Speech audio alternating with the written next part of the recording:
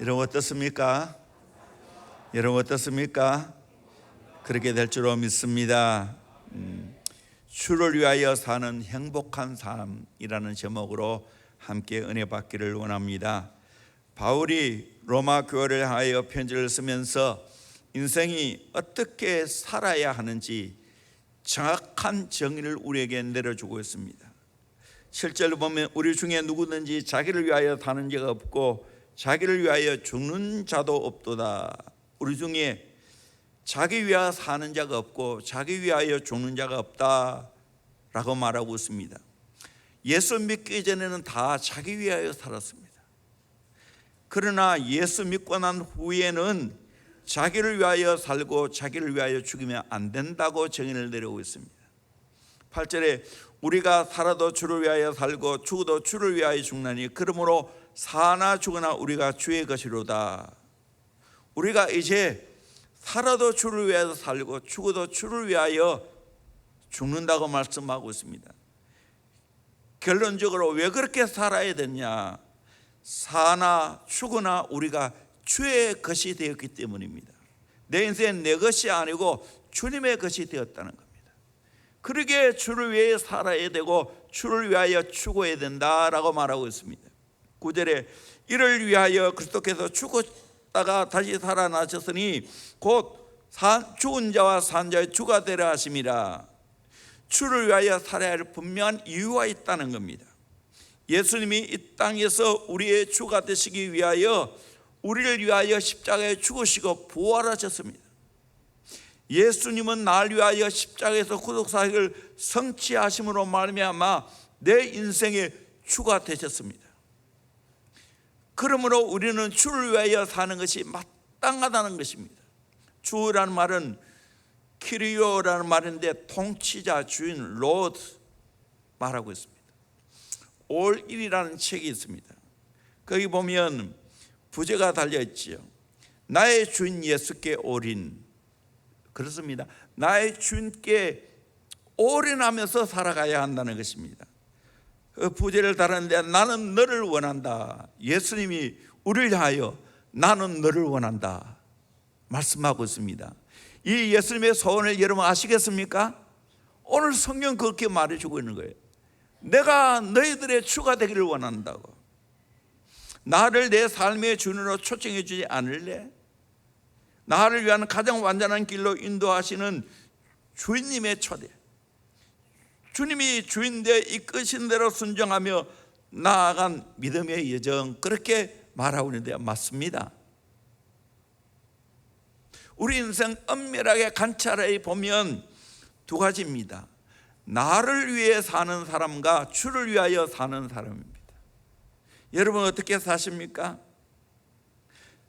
또한 내 인생의 주인이 나인가 아니면 예수님인가? 오늘 말씀을 잘 이해하고 내 삶에 적용하기 위해서 네 가지 질문을 해봅니다. 이 질문에 여러분 아멘, 맞습니다, 내가 오늘 이렇게 삽니다, 이런 실제적인 열매가 있습니다 하면 내가 내 인생이 주인이 내가 아니고 예수님입니다. 그러나 이런 삶의 양상이 안 나타난다면 나의 모습을 보고 처음으로 돌아가야 됩니다. 예수님을 내 인생의 주인으로 모셔야 됩니다. 첫째, 나는 언제 예수님을 주로 모시게 되었습니까? 바울을 예로 들면 바울이 언제 예수님 만났습니까? 사도행전 9장에 보면 잘 나와 있습니다. 예수 믿는 사람을 잡아서 넘기기 위해서 다메섹으로 가다가 예수님 만나게 되었습니다. 여기에서 인생의 전환점이 이루어졌습니다. 누구보다도 확실하게 예수님 만났습니다. 예수님을 주로 모시고 일평생 예수님 따르는 제자의 삶을 살아갔습니다. 저를 예로 들면 저는 4대째 예수 믿는 사람인데 어릴 때부터 구원받는 것은 확실합니다. 근데 내 삶에 예수님을 주로 모시고 살게 된 것은 20살 때였습니다. 그때부터 지금까지 크게 보면 한 번도 변함이 없이 예수님은 내 인생의 주인이었습니다. 또한 20살에 주님의 부름을 받고 나의 부족함 때문에 많이 고민을 하고, 내가 어떻게 주의 일을 하겠습니까? 설교자가 되겠습니까? 고민했지만 주님이 나와 함께 한다는 약속의 말씀을 믿고 낙동강 지린 위수 강변의 백사장에서 무릎을 꿇고 주님, 저를 사용해 주세요. 제가 드리겠습니다. 결단했습니다.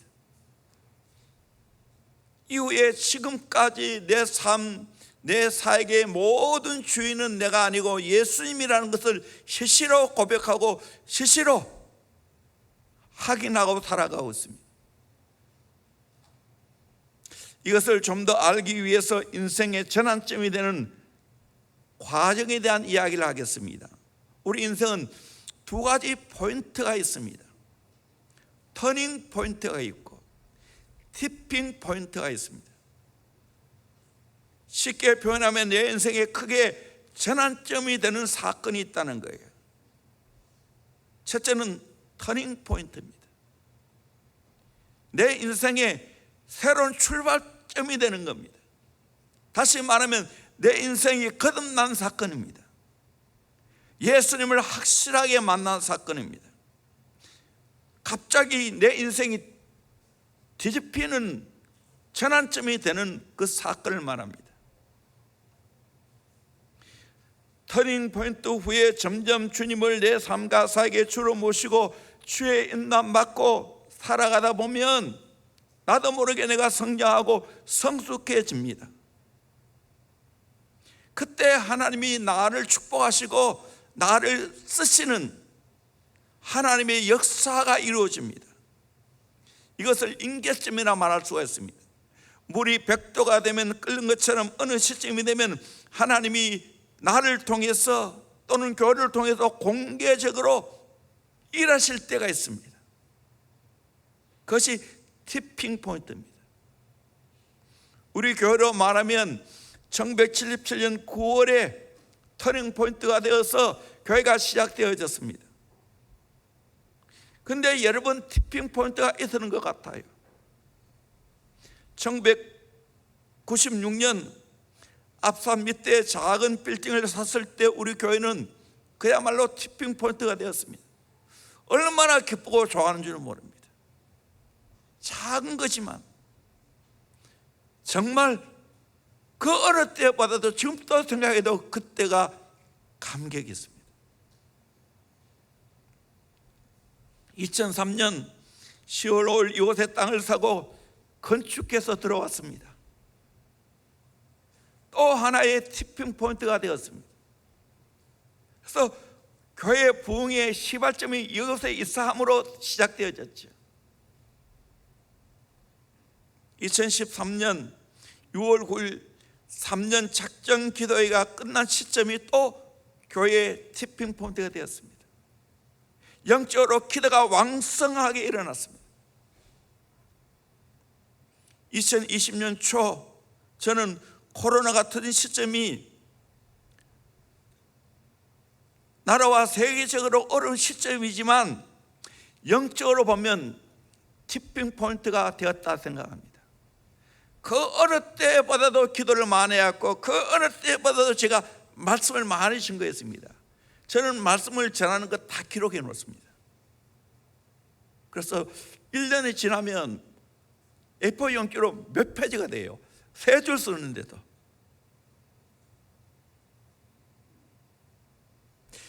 대나무로 예를 들어봅니다. 대나무가 씨앗을 심은 후에 4년 동안은 땅 위에 나타나지 않습니다. 4년 동안 땅 속에서만 자랍니다. 그동안의 섬유질의 뿌리 구조가 형성되는데 땅속으로 깊고도 넓게 퍼져갑니다. 그러다가 5년째가 되면 드디어 땅 위에 솟아있는 죽순으로 대나무가 자라기 시작합니다. 원래도 제가 어김없이 우리 저 노리에 있는 대나무 밭이 있습니다. 왕대입니다. 그래서 한 자루를 우리 교육자 3분이 가서 따왔어요. 따는 게 참 재미있습니다. 여러분 같이 갑시다. 같이 가면 여러분 나눠줄게요. 원래는 바빠서 작년에는 2번 정도 갔는데 한 번밖에 가지 못했어요.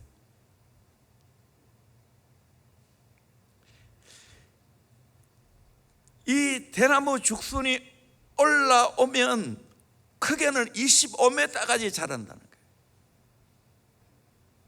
오전 10시부터 오후 3시까지 빠르게 자라고 건조할 때보다는 습기가 많을 때 잘 자랍니다. 그래서 우후 죽순이라는 말이 있지 않습니까?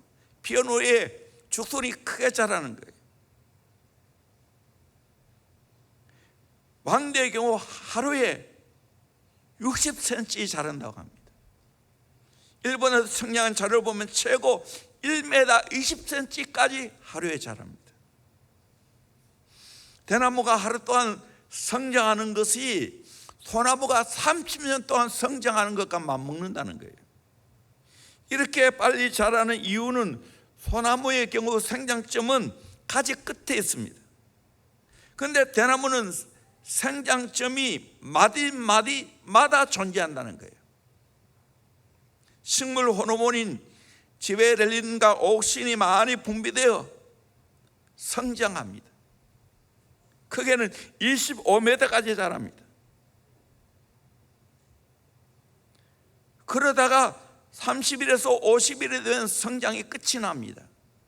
그 이후에는 대나무가 강하게 자랍니다.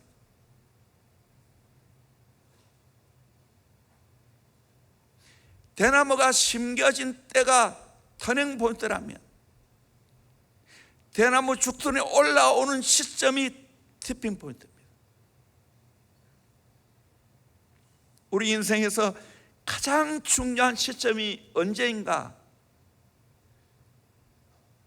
예수 만난 터닝 포인트입니다. 그러게 우리 인생은 바울처럼 확실하게 예수를 만난 경험이 있어야 됩니다. 흔히들 이런 이야기하죠. 바울형 그리스도인이 있고 디모데형 그리스도인이 있다고 말합니다. 저처럼 4대째 예수 믿는 사람을 가르쳐서 디모데형이라고 말합니다. 또 어떤 분은 어느 날 갑자기 예수님 만나서 신앙생활하는 경우가 있습니다. 바울형이라고 말합니다. 바울형 그리스도인은 예수님 만나면 확실한 경험이 있습니다. 그런데 제가 목회하면서 이거 나누면 안 된다. 디모데형 그리스도인은 나는 디모데형이야. 별로 변화는 없지만 나는 그대로 그래도 예수 믿고 있어. 이런 사람에게는요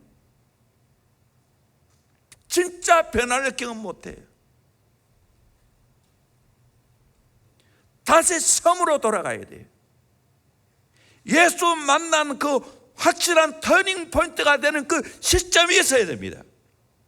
그때부터 출발해야 됩니다. 그것이 어떻게 보면 성령 세례라 말할 수 있고 또 신학적으로 또 성령 충만 말할 수가 있어요. 신학을 내가 갖다 대기를 원하지 않습니다. 중요한 것은 내 인생 가운데서 바울처럼 예수 만난 확실한 터닝 포인트가 있어야 된다는 겁니다. 바울을 보세요. 오늘 말씀에 나와 있는 것처럼 예수 만나고 난 이후부터는 이제는 나를 위해 살지 않고 나를 위해 죽지 않고 오직 나의 주가 되시는 예수 위에 살고 예수 위에 죽는다고 고백하고 있습니다. 여러분, 이 진짜 내 인생 예수 만나고 변한 시점이 있습니까? 왜 내가 안 바뀝니까? 왜 내가 희미합니까? 이유는 예수 만나는 확실한 터닝 포인트가 없기 때문입니다. 좀 더 이 터닝 포인트와 티핑 포인트를 이해하기 위해서 성경적인 또는 역사적인 인물을 예를 들어서 한번 설명해 봅니다. 다윗이 터닝 포인트가 된 것은 언제냐? 사무엘이 기름 부음 받는 장면입니다.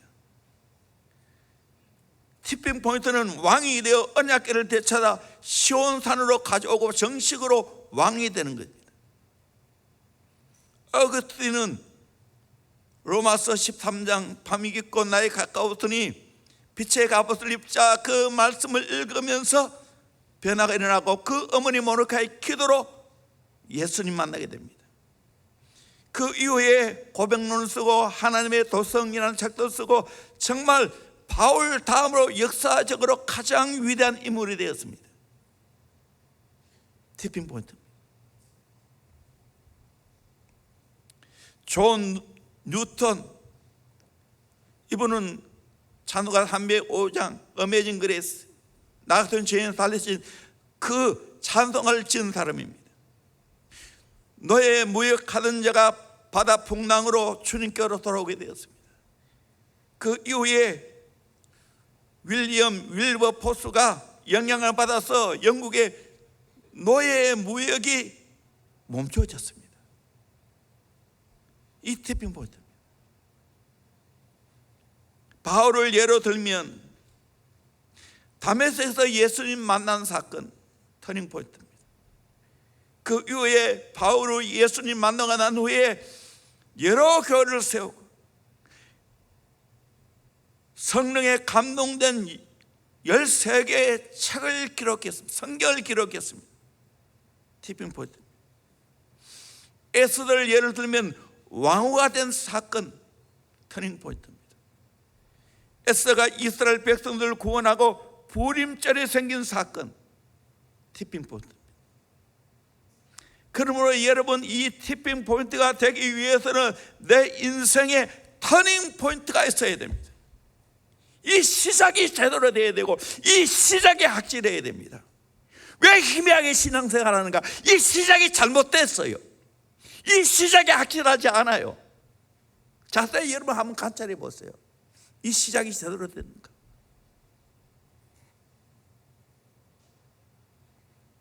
또 중요한 것은요, 터닝 포인트를 만들어주지 아니하면 티핑 포인트가 될 수 있다는 겁니다. 터닝 포인트가 없으면 인생 어떻게 살까요?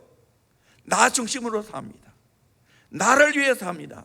좀 더 나으면 내 가족을 위해 삽니다. 그렇게 되면요, 여러 시행착오를 거치다가 한순간에 망한 날이 온다는 겁니다. 티핑 포인트가 되는 날이 온다는 겁니다. 이 무서운 거예요. 중립이 없어요. 하인리 법칙이 있습니다. 업무 성격상 수많은 사고 통계를 접했던 이 하인리는 산업체 사례 분석을 통해 하나의 통계적인 법칙을 발견했습니다.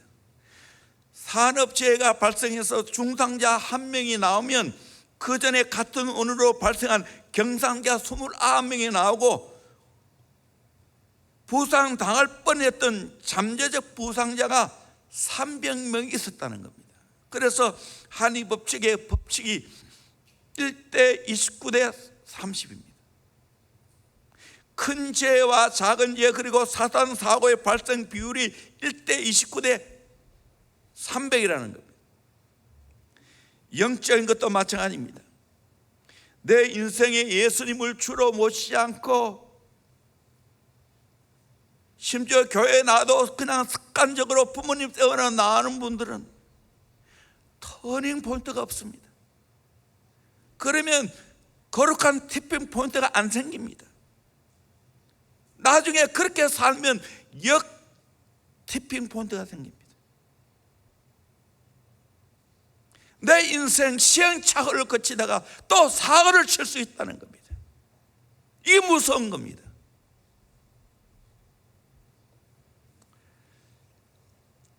이번에 프로야구가 중단된 사건이 일어났죠. 모 야구단의 4명의 선수가 코로나 기간인데 진이라고 하는 2명의 여성을 불러서 함께 호텔에서 술을 마셨습니다.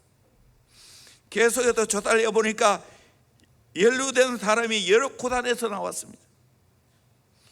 올림픽 대표로 뽑힌 2명이 하차했습니다. 그리고 선수와 구단의 징계가 가해졌습니다. 그런데 사실 더 깊이 조사해 보면 이 사건이 터지기까지 그 전에 수없는 사건이 일어났을 겁니다. 이로 인하여 정말로 이 명예가 한순간에 손상되고 또 얼마나 손해를 입고 얼마나 불신을 당했습니까? 만약 이들에게 예수님 만나는 터닝 포인트가 있었다면 이런 짓 하겠습니까? 할 수 없죠. 예수님 모시고 사는데, 예수 위에서 사는데 내가 이런 짓 하겠어요?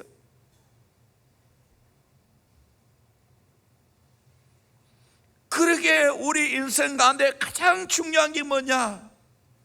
예수님을 확실히 만나는 터닝 포인트가 있어야 된다는 겁니다. 여러분, 사랑하는 사람 중에 이것이 일어났는지를 한번 확인해 보세요. 이거 안 일어나면 목숨 걸고 이거 일어나도록 해야 됩니다. 예수 제대로 만나도록 해줘야 돼요. 여기서 답을 찾아야 되는 거예요. 여기서 답을 안 찾으면 나머지는 그냥 말로 모래 위에 집을 짓는 거예요. 어느 순간 사탕 노각이 될 수 있는 거예요.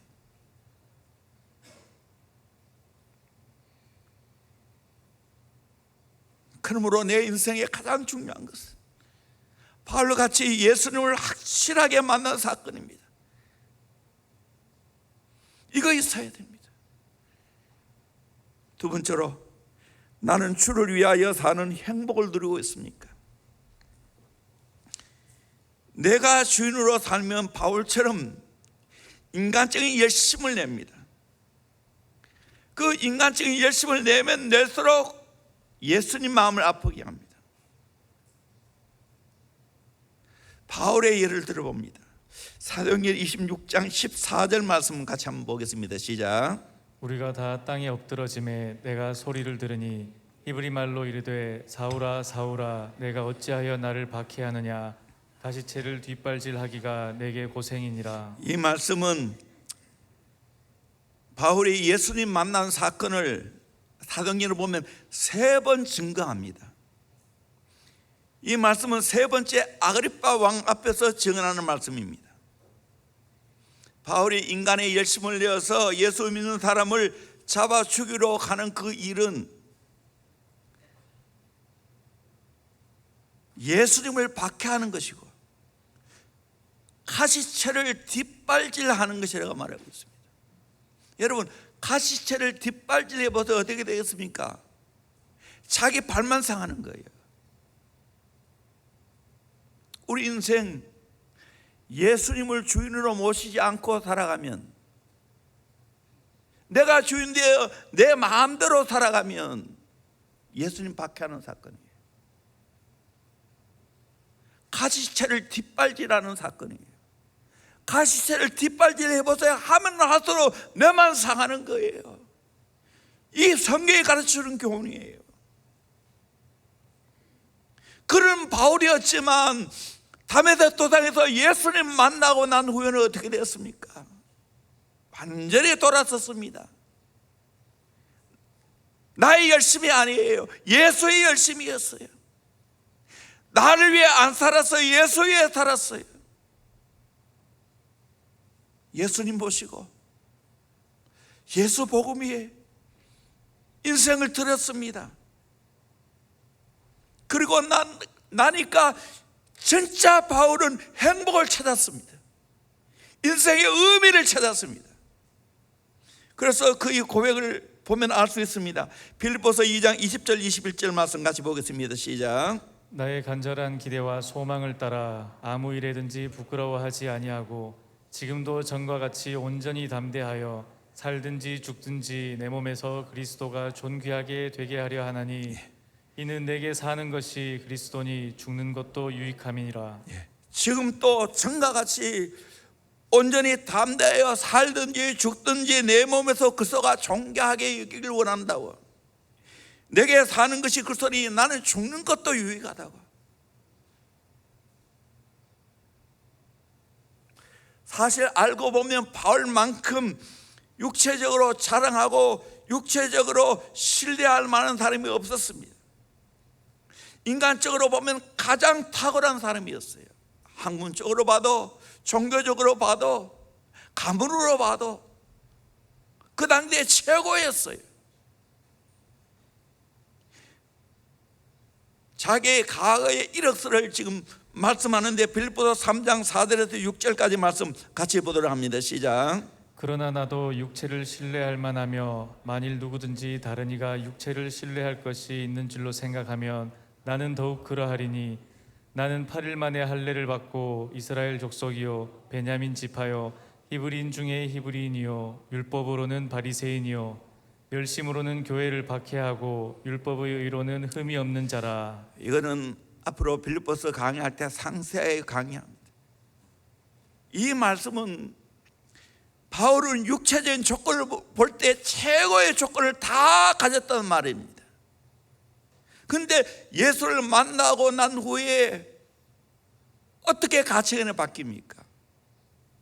7절 말씀 같이 봅시다. 시작. 그러나 무엇이든지 내게 유익하던 것을 내가 그리스도를 위하여 다 해로 여길 뿐더러. 그러나 반전이죠. 무엇이든지 내게 유익한 것을 그리스도를 위하여 다 해로 여겼다. 해로 여긴 이유가 있어요. 8절 말씀 같이 봅니다. 시작. 또한 모든 것을 해로 여김은 내 주 그리스도 예수를 아는 지식이 가장 고상하기 때문이라. 내가 그를 위하여 모든 것을 잃어버리고 배설물로 여김은 그리스도를 얻고. 왜 모든 것을 해로 여겼습니까? 세상적으로 잘하고 뽐낼 만한 그 모든 것들, 학벌들, 부, 그 나름대로 가문, 이 모든 것을 해로 여기는 이유는 예수 그리스도를 아는 지식이 가장 고상하기 때문입니다. 그걸 알기 위해서 이걸 해로 여기고, 그걸 잃어버리고, 심지어는 배설물로 여겼다고. 배설물, 영어로 말합니다. 덩입니다. 우리말하고 비슷하지요. 그거 보고 뒤돌아 서서 아쉬워합니까? 상대라 버리지요. 우리 인생 그래요. 정말 예수님을 제대로 만나고 나면 예수 때문에 행복할 수밖에 없어요. 우리 찬송합시다. 먹보다도 더 크면 우리 박수 치면서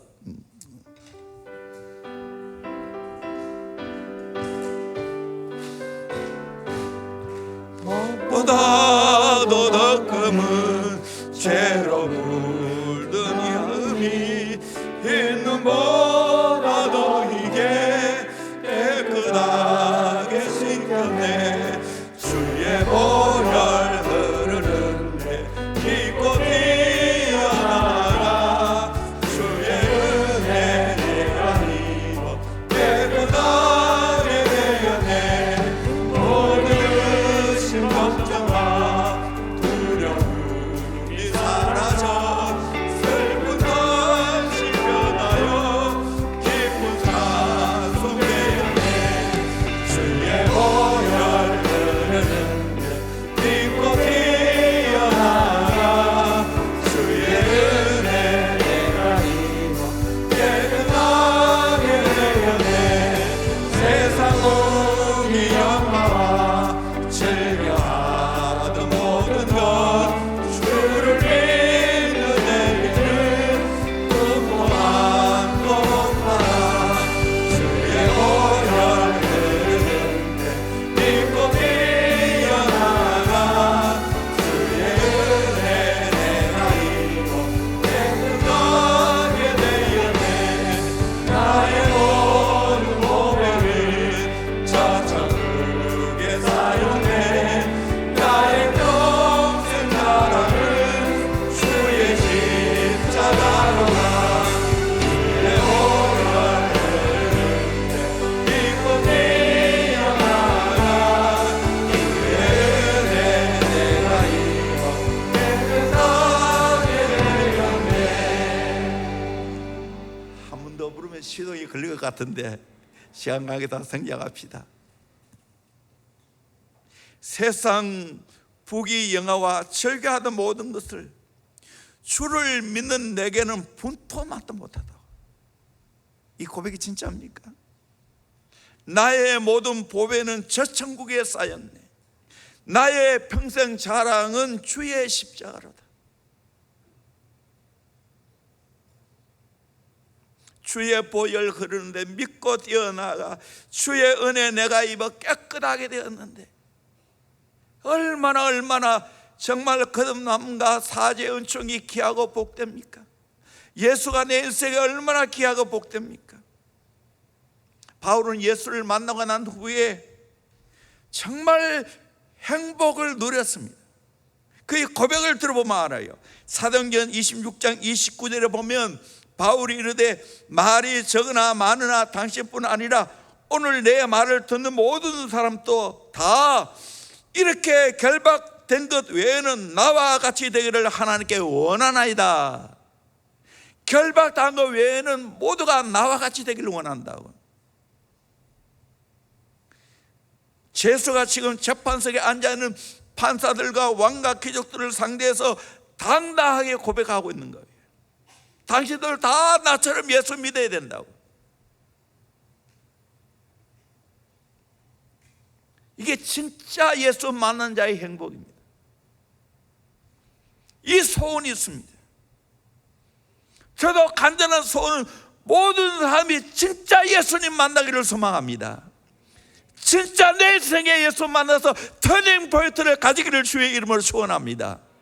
세상에 이것보다 더 귀한 일이 어디 있어요? 자나깨나 소원이죠. 여러분 가족 중에 아직 예수 만나지 못한 분이 있다면 이 소원이 있지 않겠어요? 저도 그럴 것 같아요. 만약 내 아들이 예수를 안 믿는다면, 또 교회를 나가기는 하지만 제대로 안 믿는다면, 예수님을 주로 모시고 있지 않는다면, 아무리 세상에 훌륭한 이스 같은 들 그게 내게 무슨 기쁨이 있겠어요? 예수를 주로 모시고 예수 위에 살아야지. 세상에 돈 벌기 위해서 있나요? 다 새끼밥 다 먹는데. 주님 만나서 행복해야 되지. 나는 그걸 소망하는 거예요. 우리 교회 모든 식구들 마찬가지야. 정말 예수 만나서 행복하기를 주의 이름으로 소원합니다. 기쁨을 누리기를 주의 이름으로 소원합니다. 아멘. 어느 믿음이 좋은 지사님 댁에 세무서 직원이 찾아가서 재산을 파악해서 세금을 청구하겠다고 했습니다. 그때 그 집사님은 말하기를, 저는 사실 부자입니다.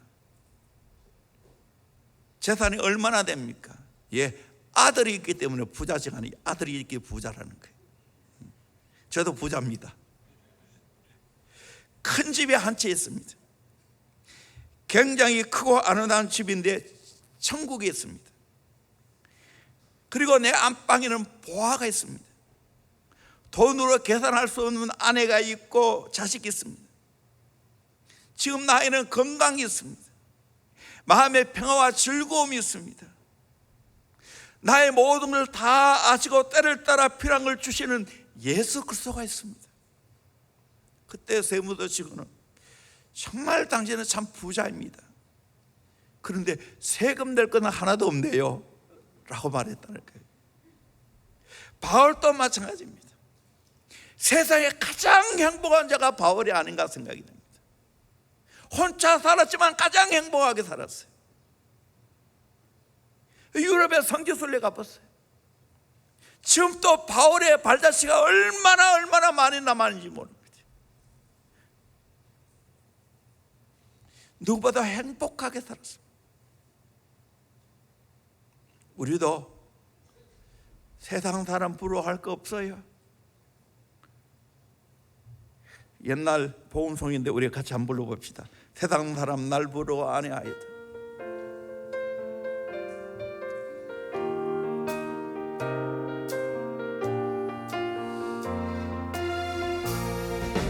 세상 사람 날 부러워 아니하여도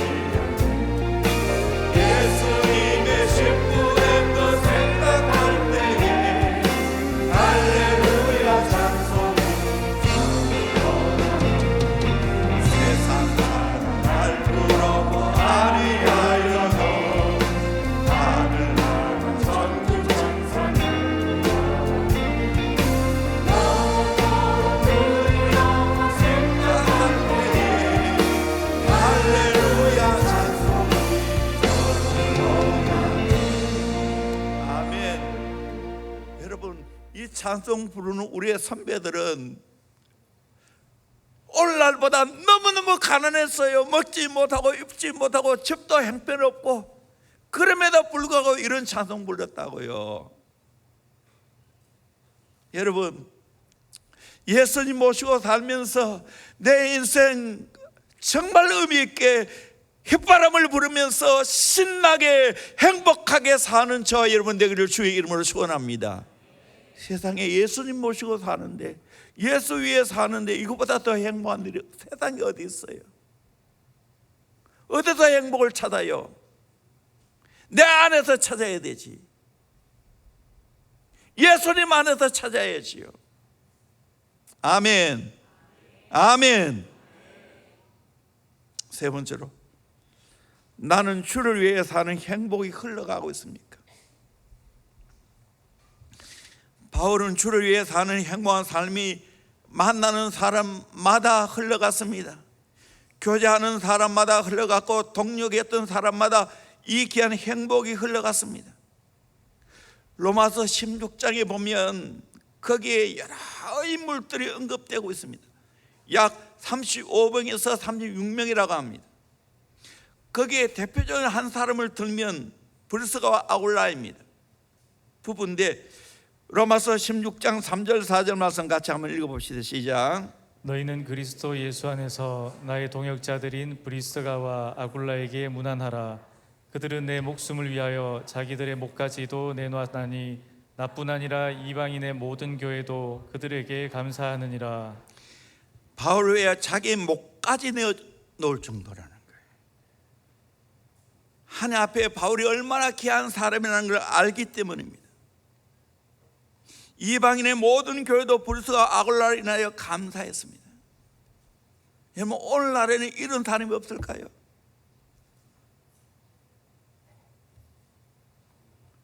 세동교회 송한성 목사님이 최근에 교인 중에 한 분이 강주에 사시는데 다 모든 일들을 제쳐놓고 장례식 동안에 그곳에 같이 있었다는 거예요. 왜? 이분이 자기의 목회에 너무 귀한 분이기 때문에. 원래는 강주에서 같이 개척하자 했는데 아무래도 서울 쪽으로 와야 되겠다 해서 서울에 개척해서 오늘 대교회 됐죠. 그런데 이분이 강주에서 한 번도 빼지 않고 주일마다 왔다는 거예요. 평생 그렇게 교회를 섬겼다는 거예요. 주의 종을 섬겼다는 거예요.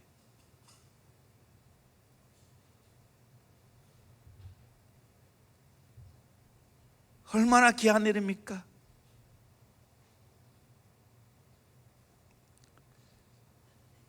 저희 교회는 저는 아무래도 못 따라가요. 이분이 정말로 사역하는 걸 보면 엄청납니다.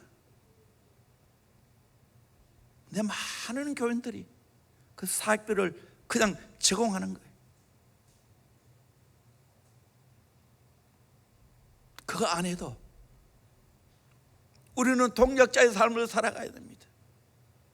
저의 간절한 소원은 내가 나를 위해 살지 않고 예수 위해 살고, 예수가 주인이고 우리 모든 성도들 정말로 이와 같은 삶을 살아갈 수 있기를 주의 이름으로 축원합니다. 아멘. 그게 진짜예요.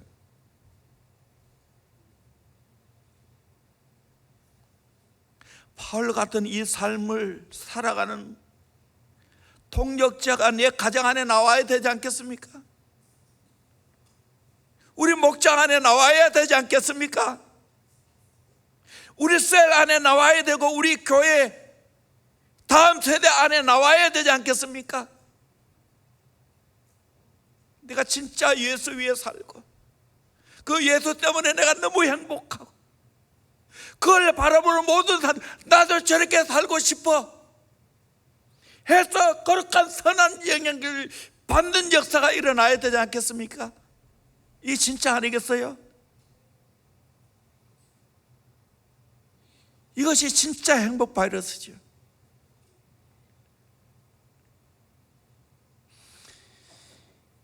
한때 행복 전도사라는 별명이 붙여진 방송인 최윤희 씨가 있었어요. 부부와 함께 2010년도 같은데 자살로 생을 마감했습니다. 사람들에게 많은 의문을 던져주었습니다. 좋은 책들을 많이 쓰고 방송에서 얼마나 행복하다는 것을 수없이 말했는데 왜 그렇게 된가? 물론 암의 고통이 너무 크기 때문이라고 하지만 이분은 바울이 경험했던 행복한 삶을 알고 있을까? 절대로 이분을 폄훼할 마음이 없습니다. 우리의 행복은 인간의 조건이 아닙니다. 이분이 쓴 여러 책들 보세요. 참 제목만 보세요. 얼마나 좋아요. 얼마나 좋아요. 그런데 왜 이렇게 자살로 생을 마감할까? 그것도 남편과 함께.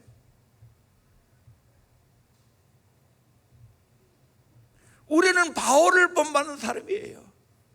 인간의 행복이 아니에요. 한 번밖에 없는 내 인생, 나를 위해 살지 않고 정말 예수 위해 살고 예수님이 내 인생의 주인으로 모시고 살아간다면 행복하지 않을까요? 대형교회에 이런 거룩한 행복 바이러스가 퍼져나가기를 주의 이름으로 축원합니다. 여러분 만나는 사람들의 이런 행복 바이러스가 퍼져가기를 주의 이름으로 축원합니다.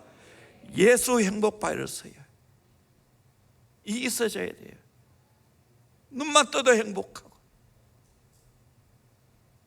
눈을 감아도 내가 피곤을 풀 수 있어 내일 또 아침에 일어나서 주의 일을 하니 행복하고 이런 삶이 정말 번져가야 되지 않겠습니까? 이 진짜 행복 아니겠어요? 진짜 내가 행복을 누린다면 퍼져가지요. 안 퍼져가면 이상하지. 네 번째로, 주를 위하여 살면서 행복의 열매가 있습니까? 나를 위해 살지 않고 주를 위해 살게 되면 반드시 행복의 열매가 있습니다. 바울을 보세요. 바울은 오늘날 우리가 사는 이 시대보다 훨씬 어려운 환경이었어요. 차가 없어요. 걸어서 때로는 말도 탔겠지. 소아시아를 3번이나 다니면서 곳곳에 교회를 세웠고 곳곳에 하나님의 사람을 세웠습니다. 그리고 14서신을 기록해서 오늘까지 거룩한 영향력을 끼치고 있습니다. 이것보다 더 행복한 열매가 어디 있습니까? 바울은 당대에도 행복의 열매가 있었지만 기독교 2000년 역사 동안에 가장 많은 열매를 지금 또 보고 있는 것이 바울의 인생이었어요. 저도 개인적으로 이 바울 서신을 읽으면 얼마나 감동이 되는지 모릅니다. 특별히 내 인생이 지치고 힘들 때 바울 서신을 읽으면 바울이 이렇게 살았구나, 나도 이렇게 살아야 되지 하고 샘을 얻고 위로를 얻습니다. 벌떡 일어납니다. 이 바울의 인연.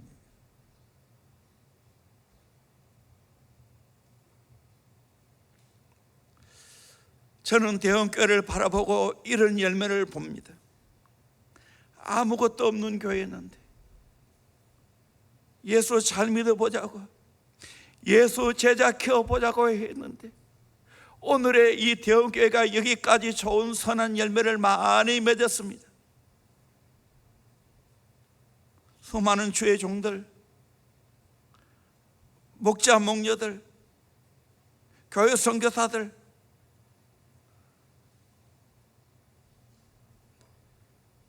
나하고 똑같이 함께 예수께 헌신하고 동력의 길을 가면서 맺는 열매, 말할 수 없이 크고 놀랍다는 것을 경험하고 있습니다. 너무 행복합니다. 오늘날 코로나로 인하여 참 많이 우울해합니다. 여러분, 이때 우리가 가져야 될 일이 무엇입니까? 내 인생의 확실한 터닝 포인트가 되시는 예수님 만나야 될 줄로 믿습니다. 그리고 나를 위해 살지 않고 예수 위해 살면 행복합니다. 살아도 예수 위해 살고 죽어도 예수 위해 죽고 영원한 하나님 나라에 내가 들어가게 되는 겁니다. 무슨 염려가 있어요? 코로나 걱정하지 마세요. 과학적으로 봐도 독감보다도 죽는 확률이 적어요. 뭘 그렇게 겁을 내요? 물론 최선을 다해서 반격해야지요. 우리 교회같이 다음 세대를 키우는 교회는. 그래서 할 수만 있다 이번에는 좀 여행을 가지 마세요. 할 수만 있다면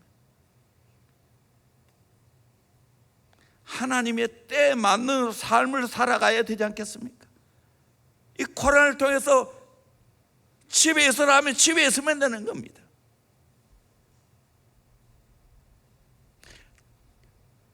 지혜가 뭡니까? 때에 맞춰 살아가는 게 지혜 아니겠어요?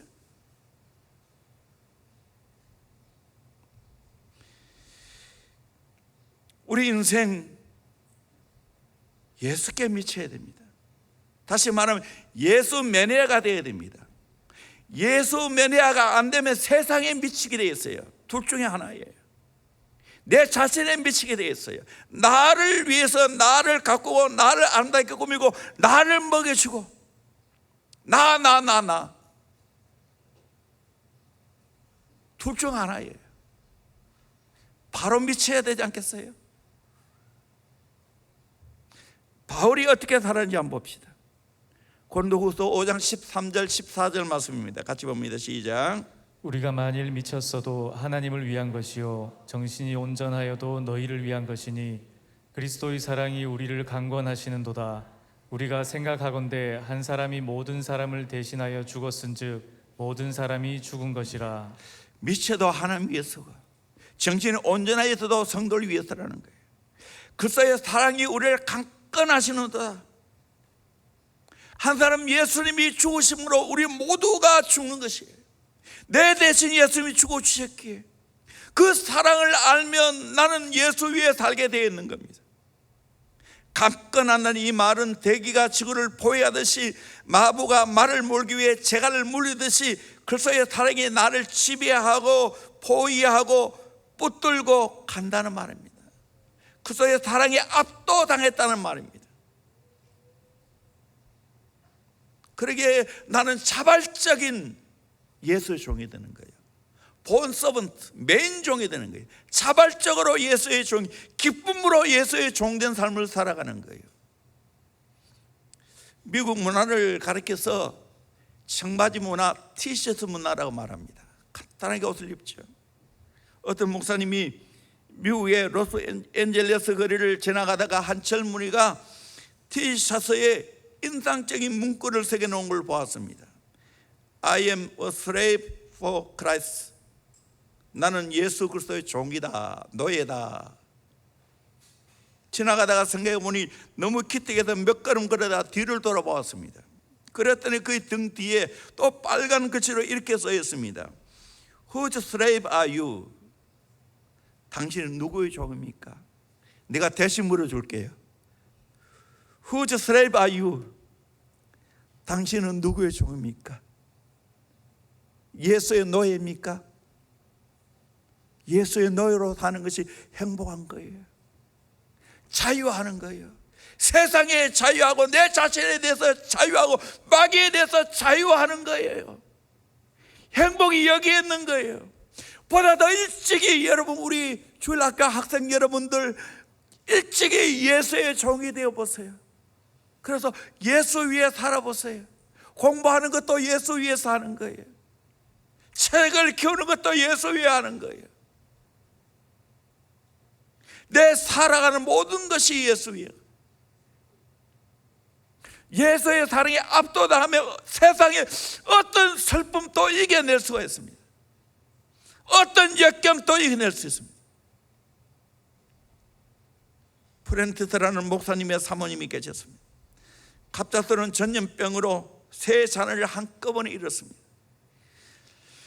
슬픔에 못 이겨 기도했습니다. 목사님이 분에게 얼마나 마음 상처가 커 하면서 위로했습니다. 그때 자녀를 잃고 하나님 앞에 기도하면서 은혜 받은 것을 글로 옮겼습니다. 그리고 남편에게 건네주었습니다. 그 찬송이 내 구주 예수를 더욱 사랑합니다. 우리 같이 한번 불러보도록 하겠습니다.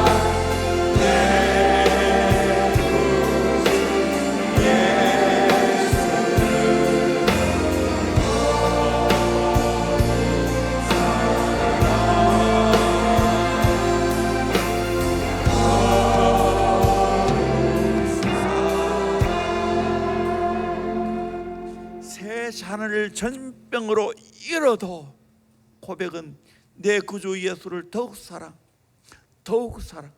이게 진짜 아닙니까? 예수가 있으면 어떤 슬픔도 이겨내는 거예요. 어떤 실패와 절망도 이겨내는 거예요.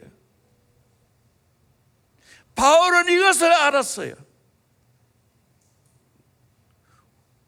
예수 믿는 사람은, 하나님의 자녀는 나를 위해 살지 않고 나를 위해 죽지 않고 예수 위해 살고 예수 위해 죽고 내 주인이 예수님이라는 걸 알고 예수 사랑하고 살아가는 거예요. 예수의 사랑에 압도되어 살아가는 거예요. 여러분, 이런 행복한 삶을 저와 여러분이 살기를 주의 이름으로 축원합니다. 이것은 인간의 행복이 아니에요. 예수 안에서 예수님이 주시는 행복이에요. 이걸 누리고 이것이 만방에 증거되어야 되는 거예요. 가장 불행한 인생이 뭐냐? 예수 모르는 인생이에요. 예수 만나지 못하는 터닝 포인트가 없는 인생이에요. 더 불쌍한 것은 교회에 나오면서도 예수 모르는 불쌍한 인생이에요. 인생 낭비하지 말고 정말 남은 인생 예수 위에 살다가 주 앞에 어여시 설 수 있는 복된 인생이 되기를 주의 이름으로 축원합니다. 마지막으로 이제는 좀 신나는 찬송 같이 하겠습니다. 난 예수가 좋다. 우리 박수 치면서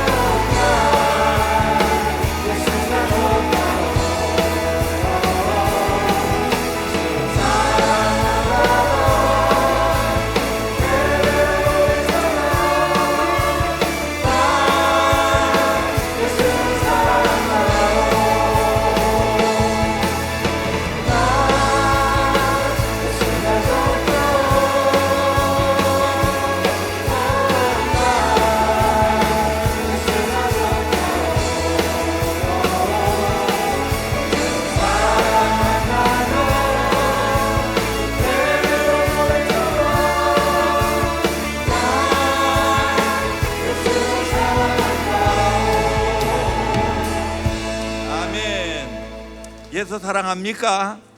아멘. 그렇다면 예수 위에 살아갑시다. 아멘.